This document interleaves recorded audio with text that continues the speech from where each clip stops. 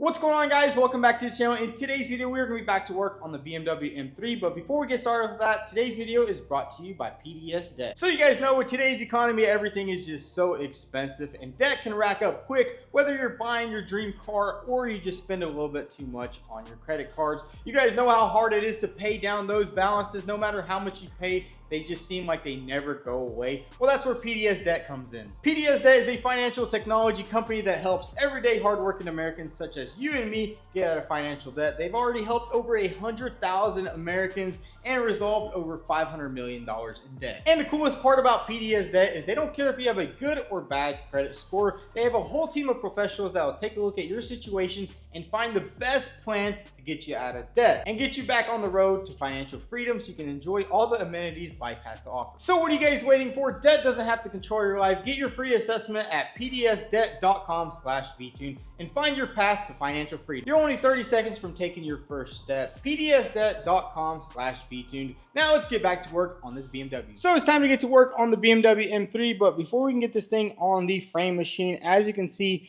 we do not have any control arms holding on the front suspension, and we can't really drive it just yet, but hopefully all of the control arms are here. Check it out. We got a bunch of boxes. We even got a bunch of snacks right here. I'm pretty sure this is like one of the part for the BMW.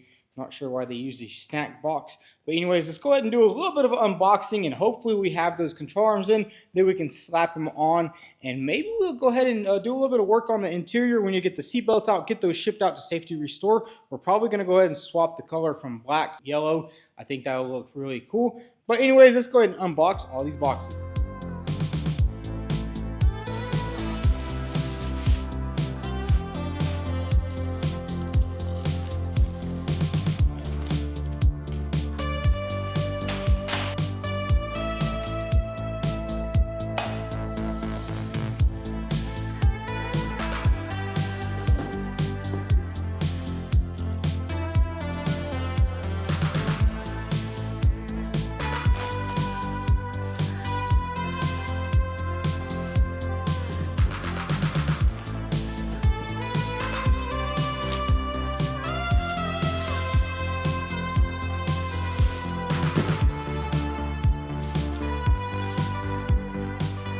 Check it out, we got everything unboxed and we have a lot of parts for the front end of this BMW. Honestly, it doesn't seem like much, but there's really not much stuff that needs to be replaced on this car. Thankfully, it was really just right there in the corner. So basically we have a headlight bracket, kind of like a radiator support.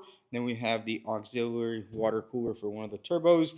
And then here is the oil cooler on the bottom. The one on the car isn't busted, it's just really bent up. So that's gonna be a nice replacement. Then we have our airbags. We have a driver knee airbag and a passenger roof airbag. And then here is our control arm, so we can actually get this thing running and driving today. But before we do any of that, I think we need to focus on the interior. We do need to get these seatbelts out of the car and get them shipped out to Safety Restore, because that does take a couple of days to do. And we definitely don't want to be driving this car without any seatbelts. And we are actually going to get these replaced with gold webbing, which is going to be super sick, because as you can see inside, everything is just black and super dark, and it definitely needs a little bit of contrast in here. And then I think we can just go ahead and throw in the roof airbag right here, throw in the knee airbag, and then the driver wheel airbag should be here today. So pretty much all the airbags will be replaced, and we're finally making a little bit of progress on getting new parts replaced. We also have 2 new doors, so we can go ahead and get those prepped and get the back sides painted of them later, and then get them installed on the car. But anyways, let's go ahead and get straight to work. Let's get all these seatbelts out so we can get them shipped off to Safety Restore.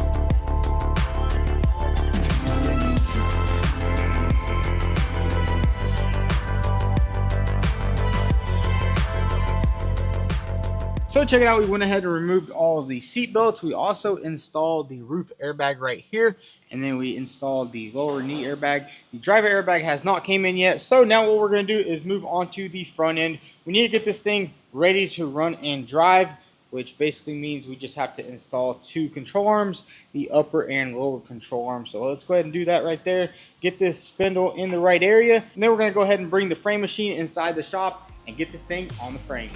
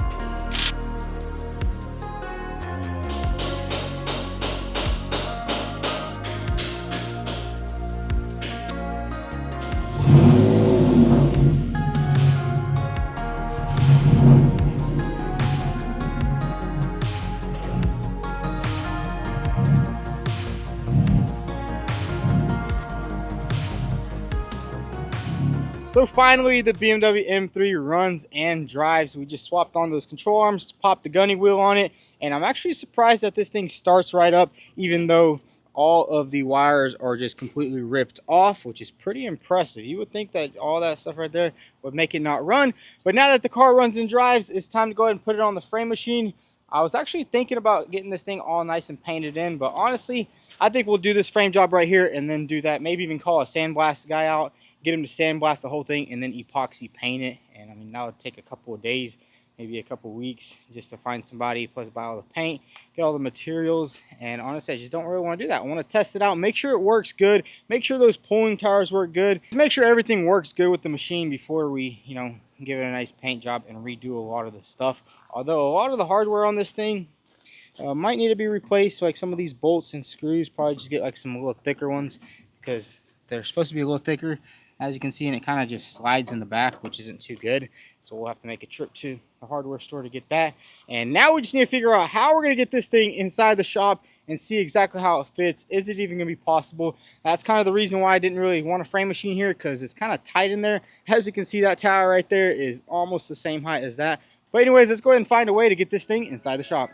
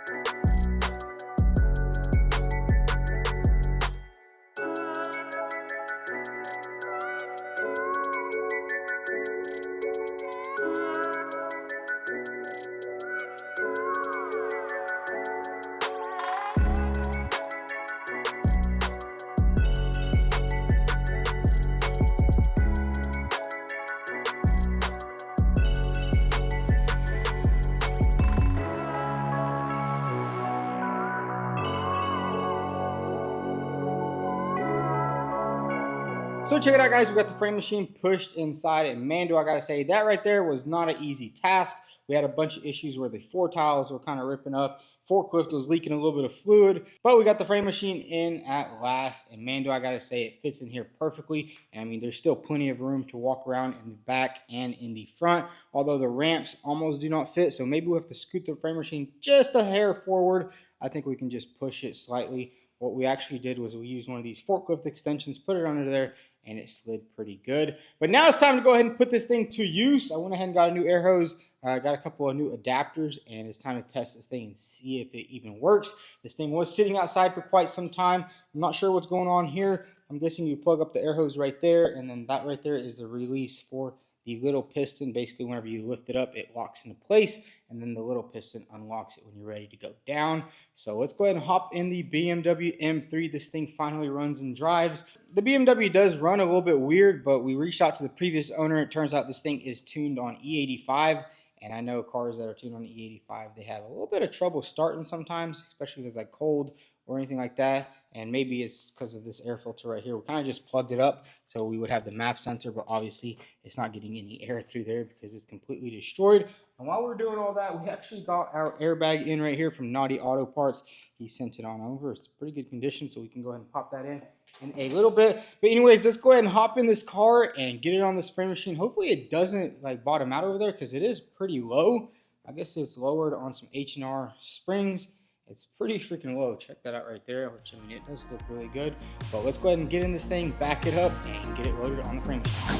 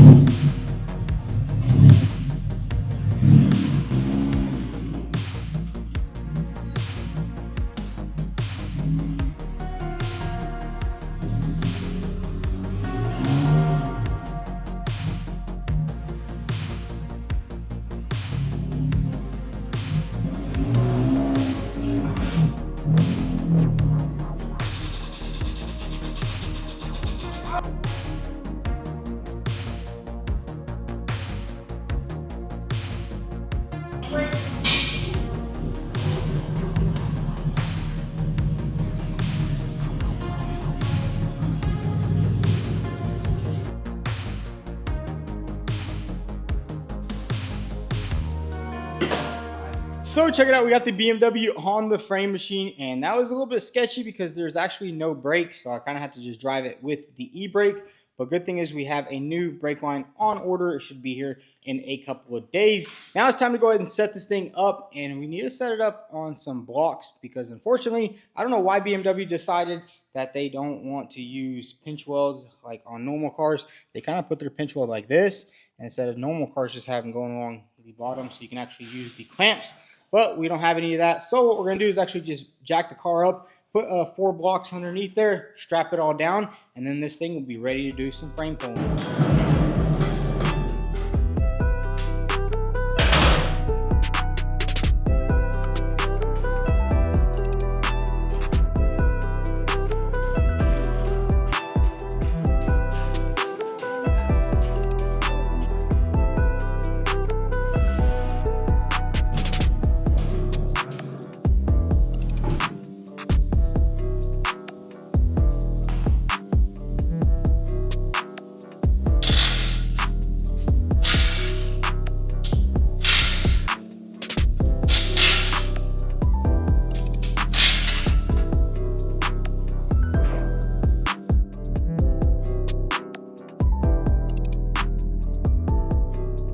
So check it out, we went ahead and put a block under there, but honestly, I think I'm gonna build a special BMW adapter, and basically it's just gonna be a piece of 2 pieces of angle iron, and it's gonna clamp into the original clamps, and then it's gonna have like a little circular thing, which is gonna go directly into this little hole right here, and that's gonna hook it and make it a lot more secure than a wooden block, because that right there is just not the best method of doing it.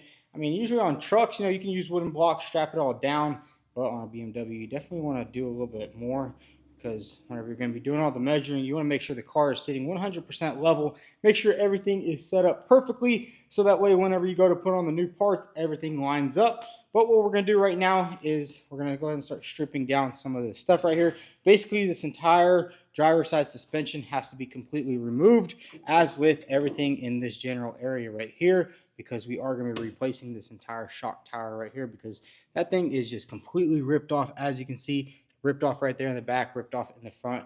There's really no saving any of that, so pretty much just remove everything. So let's just get straight to it.